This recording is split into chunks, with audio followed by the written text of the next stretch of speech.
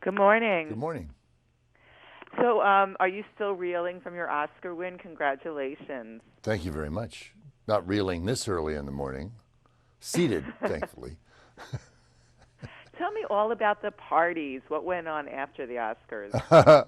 Why does everybody want to know about the parties? Actually, the only party I had was I was stuck in my limo in a traffic jam on Sunset Boulevard so that I couldn't move for about a half an hour, and I quit. You didn't even go to a party? I went to Elton John's party. Oh, well, do tell. What was Elton's party like?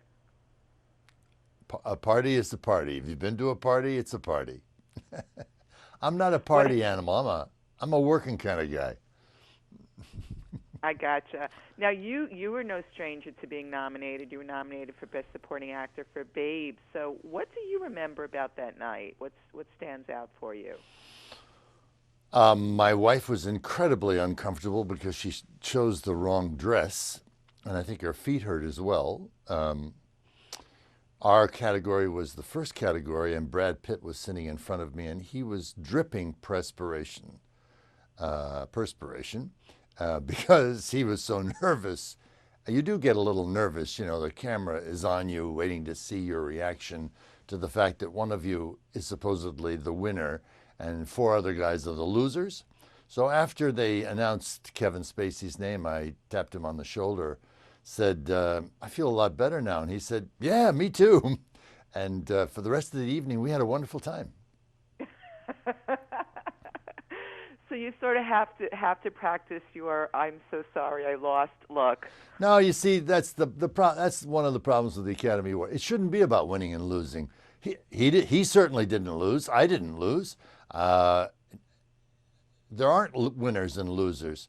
There are five nominated actors, actresses, films, and they are all equally wonderful. You can't make a comparison. How do you compare a $12 million film with two unknown French actors that's silent and black and white with a $250 million 3D extravaganza directed by Martin Scorsese? I mean, you can't make that comparison.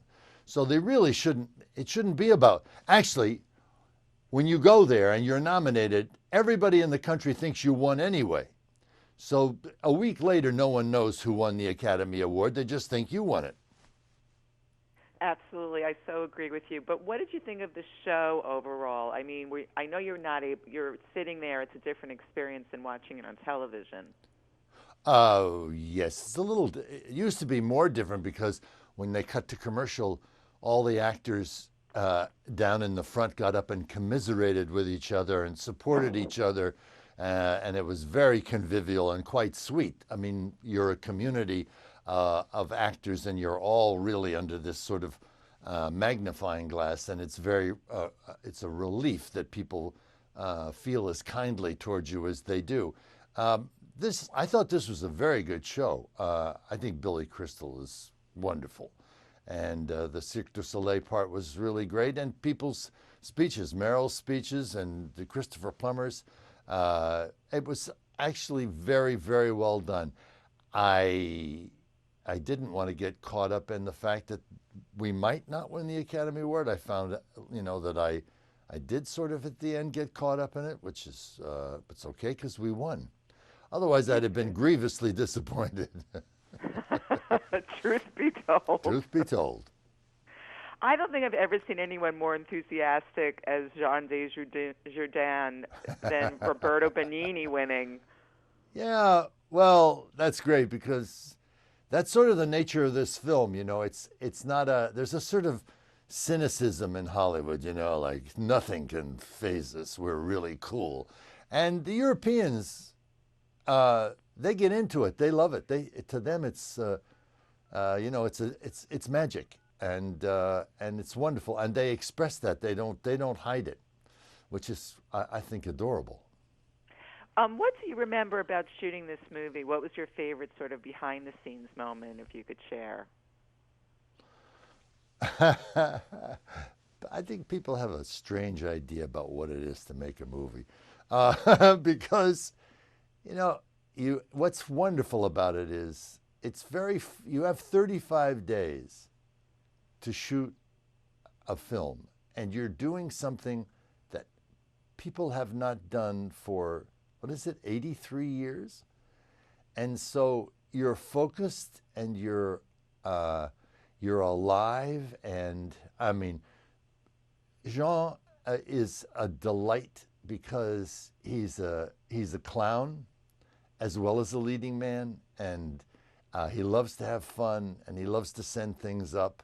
So the set's very light. You know, it's not a silent movie to the people who are making the movie because we're speaking dialogue to each other.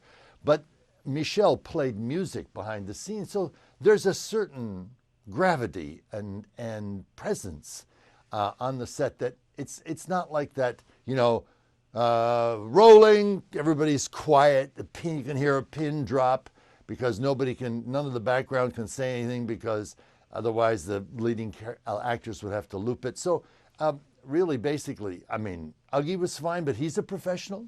All righty, James, they're cutting us off. All right. Thanks for joining me. You bet, my pleasure.